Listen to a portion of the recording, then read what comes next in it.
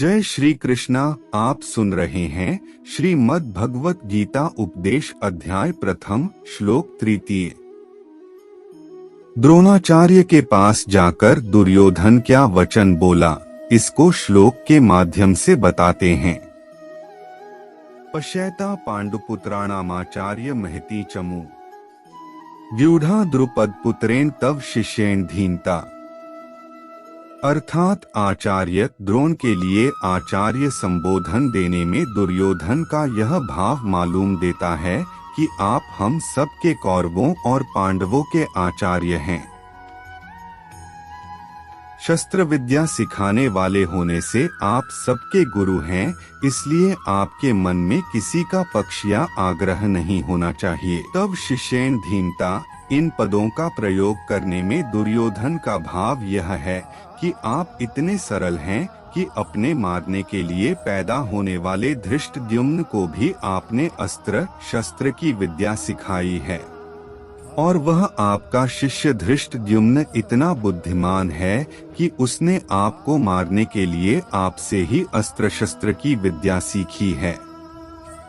द्रुपद पुत्रेण, यह पद कहने का आशय है कि आपको मारने के उद्देश्य को लेकर ही द्रुपद ने याज और उपयाज नामक ब्राह्मणों से यज्ञ कराया, जिससे धृष्टद्युम्न पैदा हुआ। वही यह द्रुपद पुत्र धृष्टद्युम्न आपके सामने प्रतिपक्ष में सेनापति के रूप में खड़ा है।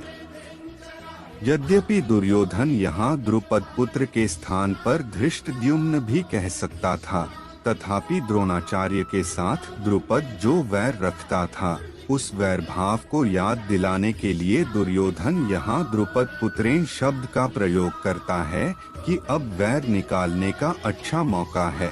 पांडुपुत्राणाम एता व्यूढ़ा महती चमुपश्यत, द्रुपद पुत्र के द्वारा पांडवों की इस व्यूहाकार खड़ी हुई बड़ी भारी सेना को देखिए। तात्पर्य है कि जिन पांडवों पर आप स्नेह रखते हैं, उन्हीं पांडवों ने आपके प्रतिपक्ष में खास आपको मारने वाले द्रुपद पुत्र को सेनापति बनाकर व्यूह रचना करने का अधिकार दिया है।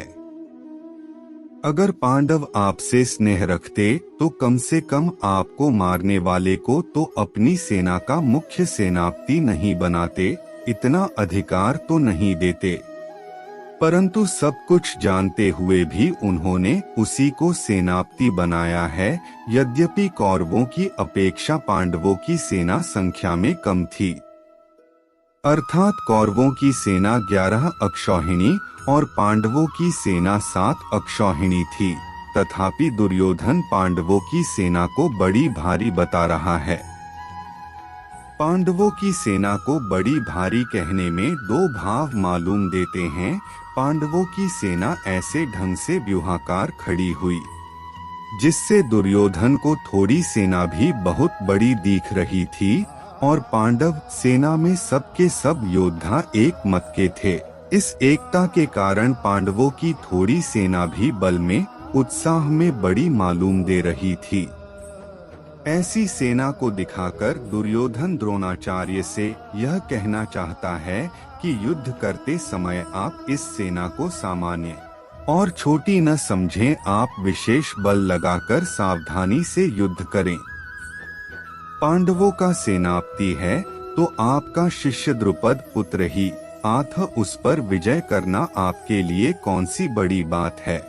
एता पश्य कहने का तात्पर्य है कि यह पांडव सेना युद्ध के लिए तैयार होकर सामने खड़ी है, अतः हम लोग इस सेना पर किस तरह से विजय कर सकते हैं, इस विषय में आपको जल्दी से जल्दी निर्णय लेना चाहिए। संबंध द्रोणाचार्य से पांडवों की सेना देखने के लिए प्रार्थना करके अब दुर्योधन उन्हें पांडव सेना के महारथियों को दिखाता है। आज की वीडियो में बस इतना ही। यह अध्याय हमने श्रीमद् भगवत गीता उपदेश के अध्याय प्रथम श्लोक तृतीय का सारांश है। वीडियो पसंद आए तो चैनल को सब्सक्राइब जरूर करें। धन्यवाद।